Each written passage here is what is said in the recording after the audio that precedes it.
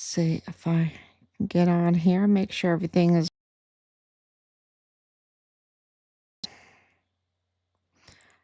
Sorry, I'm coming on so.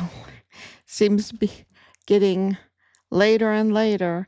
Um, but it can't be helped because so much information is coming in. And you see all the action. I mean, if Belen Rocha is going to try to bully and intimidate, and things are really happening behind the scenes. Um, and I'll be addressing that. It's just there's so much, and um, you know, we're focused on Conal Whetten. We're focused on Leilani Hart, Dallas Hart, but Conal Whetten is a really he's he's very important in all of this. And Manny Chavira, these are individuals that hurt many people, many people, and that's why we're focused on them. So and this declaration of war against the FTOs, the cartel, right? The FTOs. So let's get started here. Okay, I can see everything. It is September 4th, 2025, and we are at day 1859, I believe, right? Let's see. Make sure. 1859. And so, I was told that when we decide to name the book that we're writing, we should call it 3,000. It takes 3,000 letters. And I thought that was pretty clever, right? It takes 3,000 letters. Yeah. And just to let everyone know that on this day, 1,859 days since Richard was forcibly removed from the barracks and his life was taken, brutally taken. And if Belen Rocha wants to write a report, we'll be very happy about that. Because we've been doing well, it takes about 3,000 letters to we need to count these up, all the letters. So we have been working.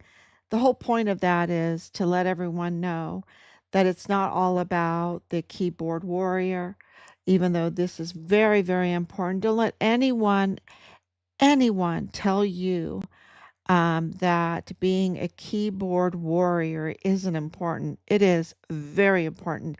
And the opposition pays millions of dollars, maybe more than that, to fund keyboard warriors for them.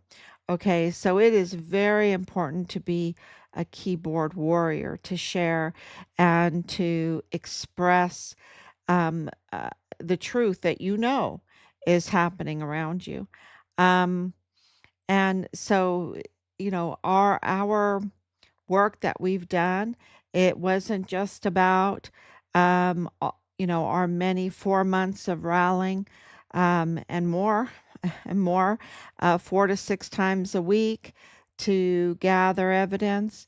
Going to January 6th, of course, we did, to pass out prayer candles and flyers and talk to many people that were there. There was like 1 million people there.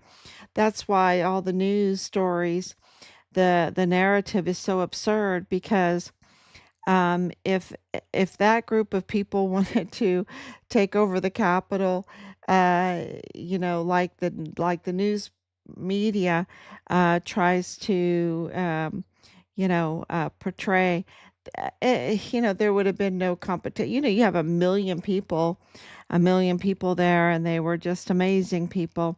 They were very law-abiding people, And of course, there were infiltrators. Of course, there were people that were up to no good. But you're talking about 1 million people, and of course there were agents there, right? Agents paid. How many? There were hundreds, hundreds of them. And I know there were because I was there. I was there. I witnessed it. I witnessed what they were doing. I witnessed the entrapment. We left early because we witnessed that. We were um, tear gas. We were tear gas for saying the Lord's Prayer.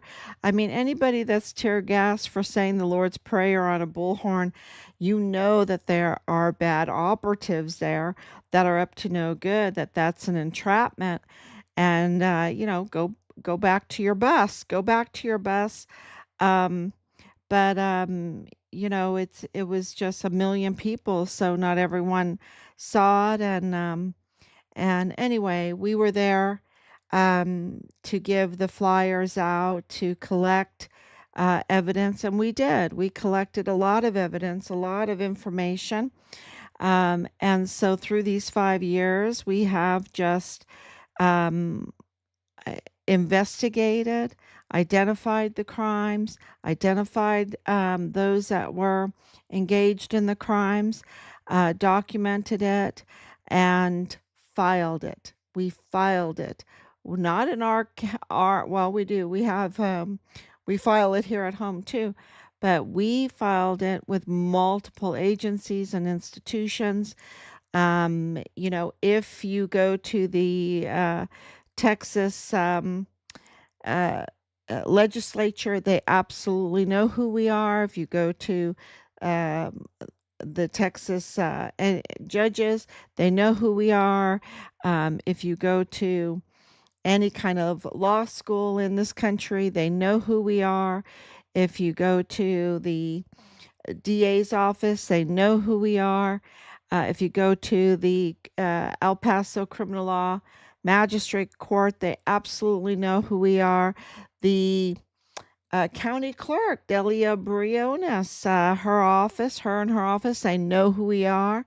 The DPS, all those agencies that were involved at the beginning, 22 agencies, they know who we are. The Mayellas, they know who we are.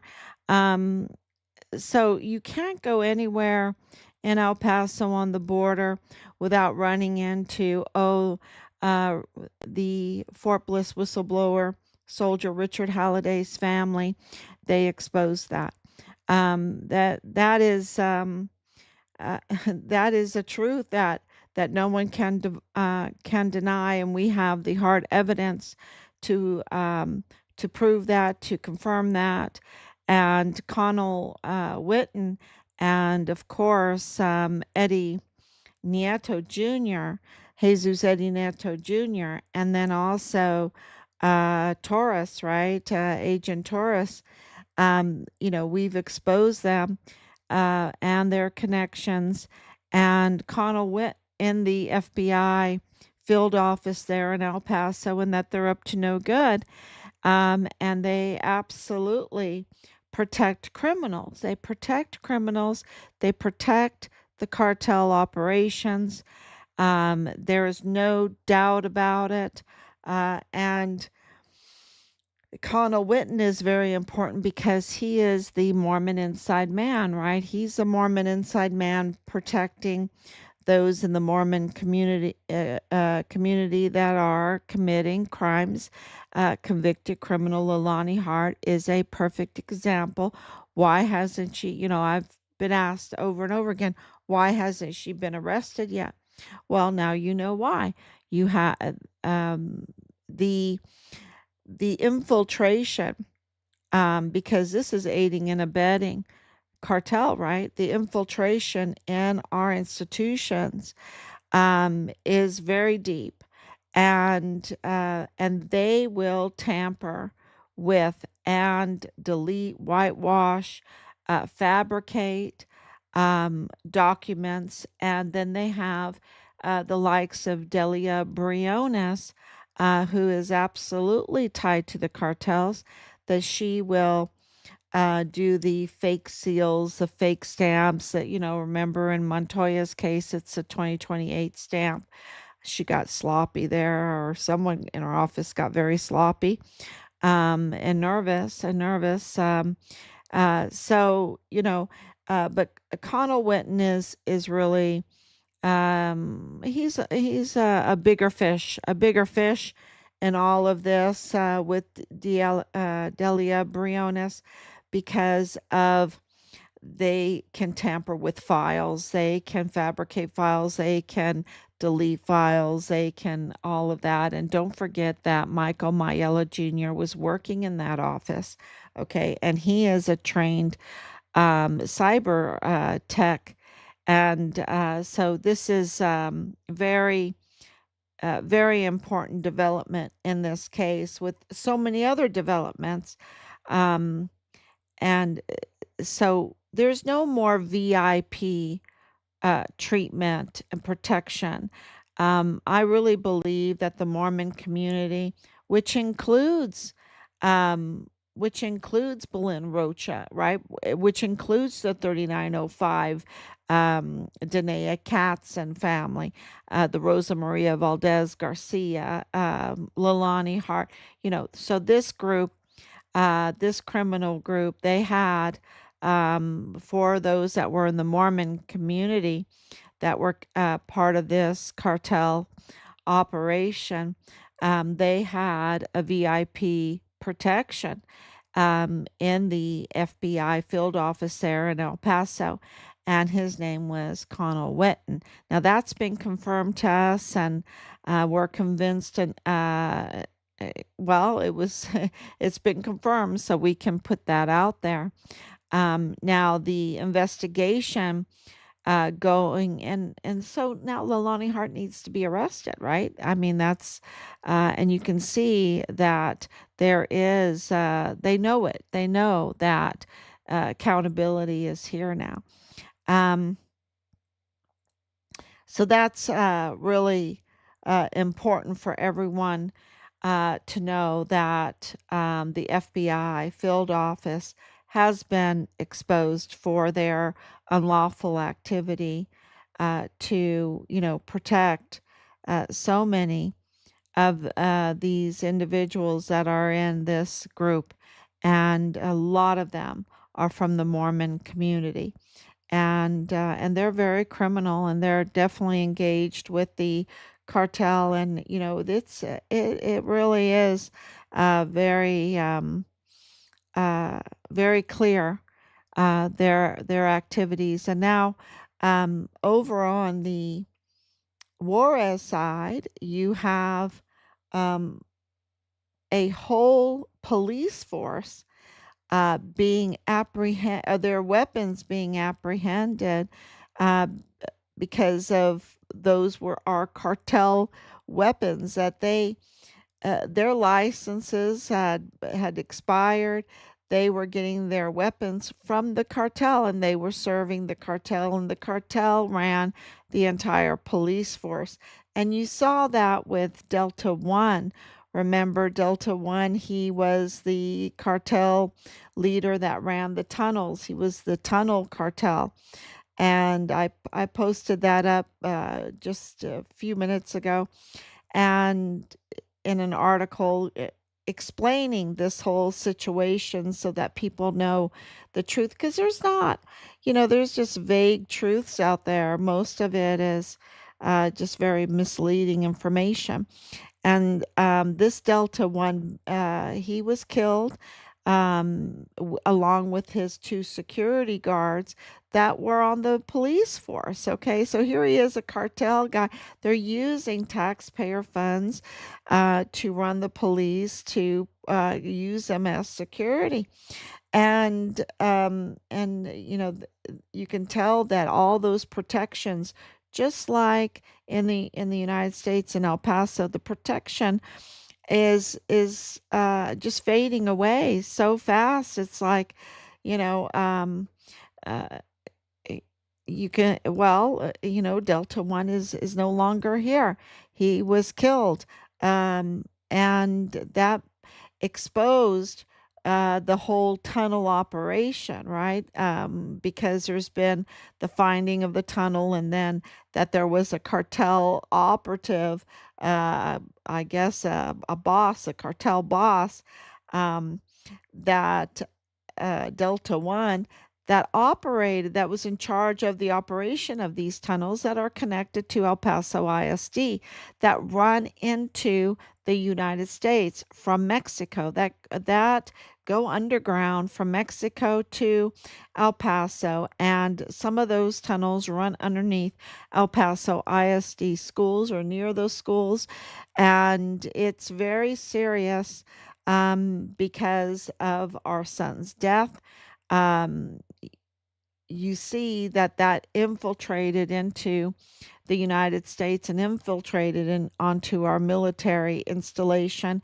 And this is a huge security breach.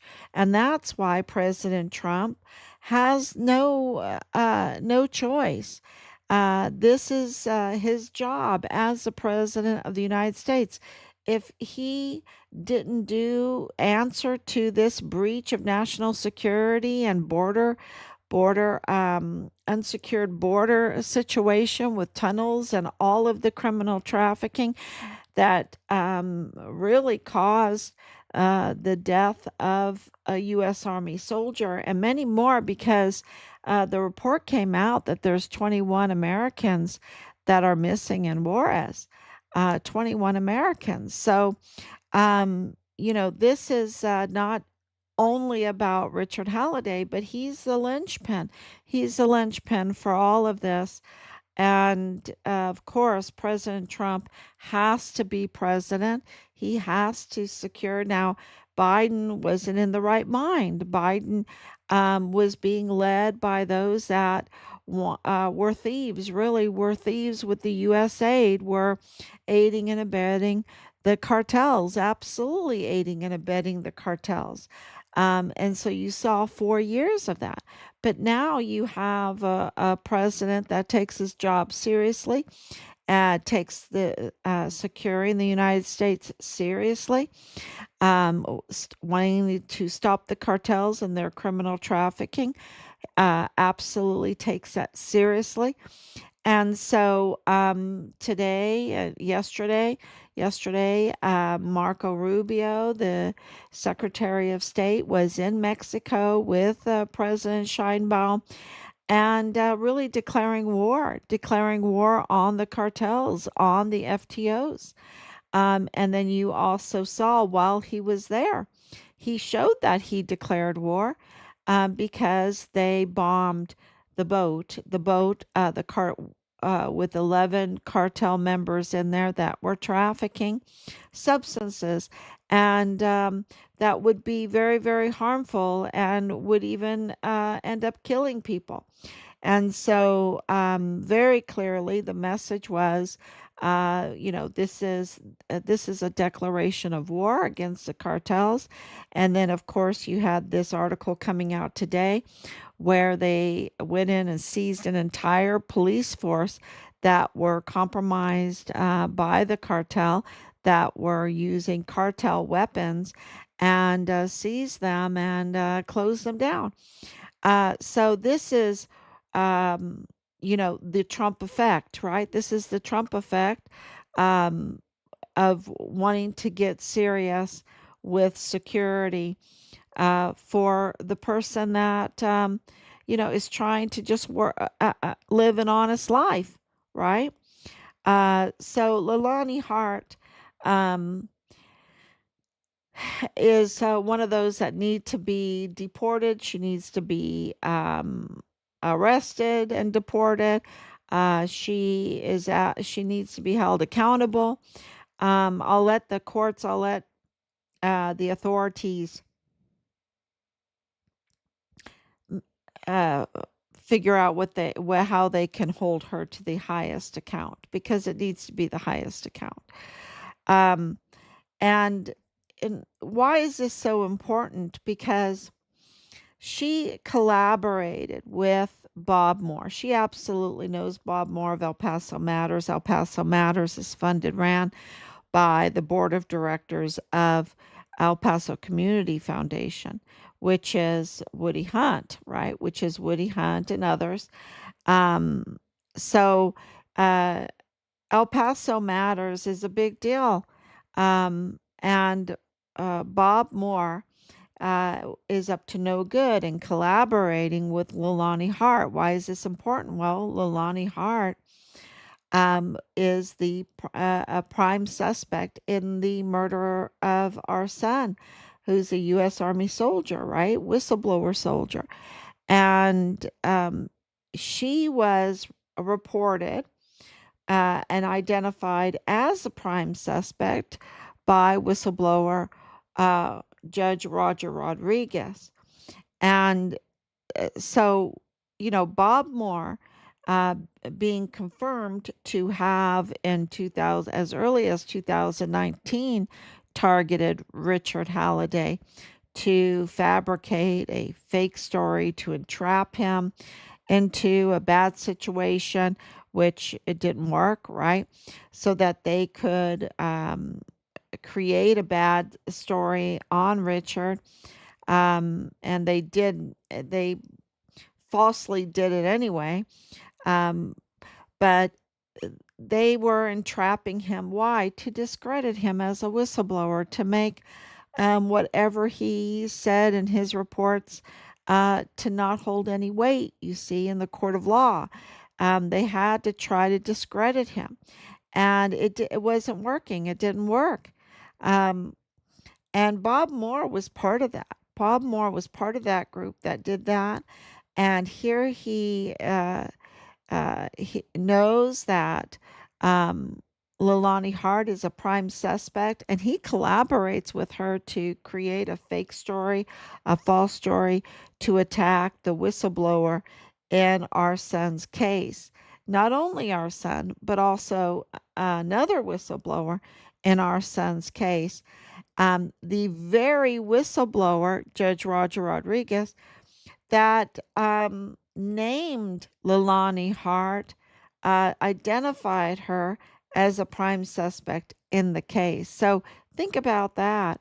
The very person being identified as a prime suspect is now being used as a unreliable source by a disgraceful and biased and retaliatory Bob Moore of El Paso Matters to create a fake piece to attack not only Richard, but also the whistleblower in Richard Halliday's murder.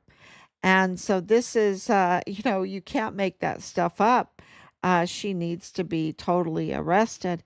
It is just, I know you're going to have to probably hit backwards just to listen to that kind of connection, what happened there, to understand it and how serious this is. Um, to address Belen Rocha coming on today, I just want, she needs to understand this, that it was Marlon Soto, and I think that this could be illegal, that or against regulations or something, that it was Marlon Soto that identified her as a lady of the night, of a prostitute. Am I allowed to say that word? Um, uh, that she would sell herself, um, you know, uh, in the worst kind of way. That was not us. That was Marlon Soto that told us that. Okay. And I think that that's illegal. And then it was Belen Rocha herself who posted up her stripping career online. And then if that wasn't enough, and we have tons of pictures and videos and everything of that, um, if that wasn't enough, her, other curricular activities, extracurricular activities, uh, some of these people have no sense at all, these men, and they post pictures of her in very uh, risky situations. They just post that online. They just post it. It's not even on a dark web or anything. They just post it online on social media. And so when all of this was going on at the beginning, and of course we know that she's up to no good, all of this was being sent to us, and it was, you know, um, absolutely, we corroborated it. So she's the one that does the pole dancing. She's the one that is connected to Danae Katzen, a criminal fugitive, and Jonathan Ambrose, 3905 Bliss Avenue. She's the one that's connected to the Mormon community. She's the one, that's been protected by the likes of Conal Whetten. Um, and, you just have to look at her record to see that. Um, so, anyone that's in this Mormon community, so we've confirmed and, um, have this VIP status. And if you're a criminal, you get this VIP status. And we're sick of it. We're sick of when I say we're, I think Americans are so sick of criminals getting a VIP status to continue their criminality and hurt so many, right? To hurt so many in all the kinds of criminal activity that they do. So that is really, really important for everyone to know that it's a great thing to be a keyboard warrior, to meaning to share all the news that we're sharing with you, to make sure that everyone knows that um, it was CID agent Marlon Soto that said the worst things about Belen Rocha, and that she's up to no good. And we know that. We know that because 5 years later, when Dreams Cabaret is coming into the play of all of this, and Leilani Hart, but even Conal Whetten is coming into all of this, and they're losing their VIP status, that they know accountability is coming. And when accountability is coming and they see it coming, they have to try to respond. They have to gnash their teeth. They have to try to, then they start crying when accountability comes for all the evil that they've done. So, so yeah, this is I hope I answered a lot of questions because there's so much going on behind the scenes, and there is a huge difference being made in Mexico as well, because they're Siamese sisters, right? When you have all these tunnels, and there's so many of them, when you have all these tunnels that connect, and then you have all the family, that connects, you have so much history that connects us. So it's the Trump effect. A lot of good things are happening. The whole takedown of a cartel police force on the taxpayer dime, or the taxpayer peso, and Mexico. And then, of course, you see all of this happening in the United States. And I think that it's going to get a little rough, because you're talking about a very dug in cartel FTO, okay? A very dug in cartel FTO. And so, this is, we just need to be very, very grateful that we have President Trump, that he is willing to do this very, very hard work. This is absolute labor, right? A labor of love for your country. Because it's, you get bullied, you get intimidated, I mean, they try to anyway. You get harassed over and over again. You get death threats, you get all kinds of stuff. So this is absolutely a love for our country, and um, um, we're very hopeful uh, to get Richard's remains. Okay, we're very, very hopeful. So I just want to thank everyone, and I will be back tomorrow, God willing. Bye bye.